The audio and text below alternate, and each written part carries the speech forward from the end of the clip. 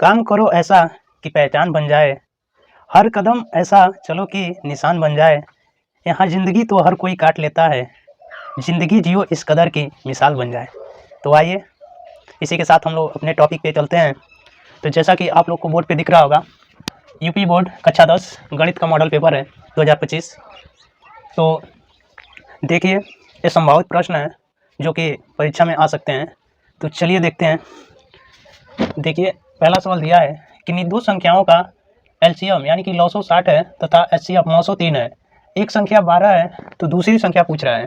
तो सूत्र होता है पहली संख्या गुणे दूसरी संख्या, पहली संख्या गुणे दूसरी संख्या, दूसरी संख्या बराबर 900 यानी कि एलसीएम गुणे एचसीएफ।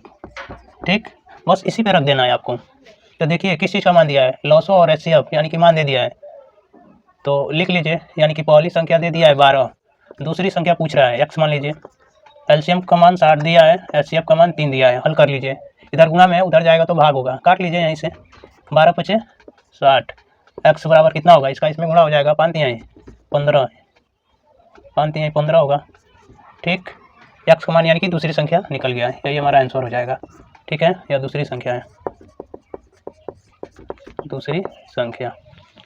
अब आगे देखिए दूसरा सवाल कह रहा है वह सबसे बड़ी संख्या जिससे 70 और 125 को विभाजित करने पे क्रमशः शेषफल कितना बचे, 5 और 8 प्राप्त हो। तो देखिए जब भी बड़ी से बड़ी कहे तो हमेशा ये पता कर लेंगे, ट्रिक होता है, बड़ी से बड़ी कहेगा तो 900 निकालना है, छोटी से छोटी कहेगा तो 900 निकालना है। यहाँ पे देखिए बड़ी से बड़ी का है ना, तो 70 में से पहले 5 को घटाएंगे, 70 माइनस 5 यानी कि ये हो गया 65 और 125 माइनस 8 कितना हो जाएगा, 117।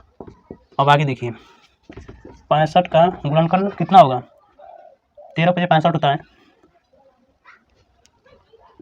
13 गुणे 5 चाहे 5 गुणे 13 लिख लीजिए, बात वही होगा। ठीक, इसका गुणनखंड ये हो जाएगा और 117, 13 9 117 यानी कि 3 गुणे 3 यानी कि 9 और 13। देखिए क्या करना है, 900 ज्ञात करना है, एचसीएफ। तो एचसीएफ हमेशा कैसे ज्ञात करते हैं, जो दोनों में कॉमन हो वही एचसीएफ होता है। ठीक है, तो यहाँ पे देखिए क्या कॉमन है, यहाँ पे 13 है, यहाँ पे भी 13 है, यानी कि एचसीएफ क्या हो जाएगा, 13, यही आंसर हो जाएगा हमारा। आगे देखिए कह रहा है 3 के प्रथम 5 गुणजों का योग, 3 के प्रथम 5 गुणजों का योग कितना होगा। तो निकाल लीजिए पहले 5 गुणज 3 के, 3 एक करने 3, एक तो 3 ही होगा, दूसरा 6 होगा, तीसरा 9, चौथा 12, पाँचवा 15। ठीक, ये 3 के 5 गुणज हो गए। ठीक, आगे देखिए यहाँ पे देख रहे हैं 3 3 का अंतर है, देख रहे हैं, ए का मान हो जाएगा 3 और डी यानी कि सार्वंतर यानी कि डिफरेंस होता है, तो हर जगह 3 है, इसका डिफरेंस कितना होगा, 3 होगा।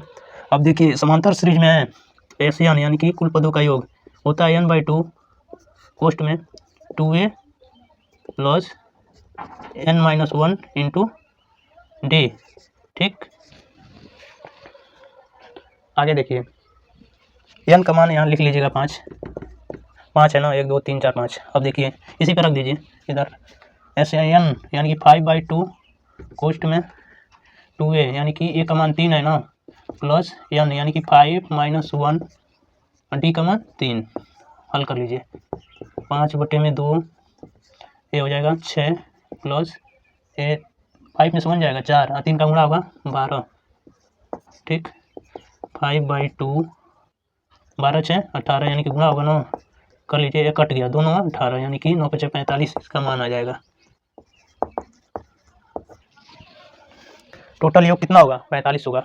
आशा करते हैं वीडियो पसंद आया होगा, तो प्लीज़ चैनल को सब्सक्राइब कीजिए, लाइक कीजिए, साथ ही साथ बेल आइकन को प्रेस कीजिए ताकि जो भी हमारी नई वीडियो हो वो आप तक आसानी से पहुंच सके। धन्यवाद।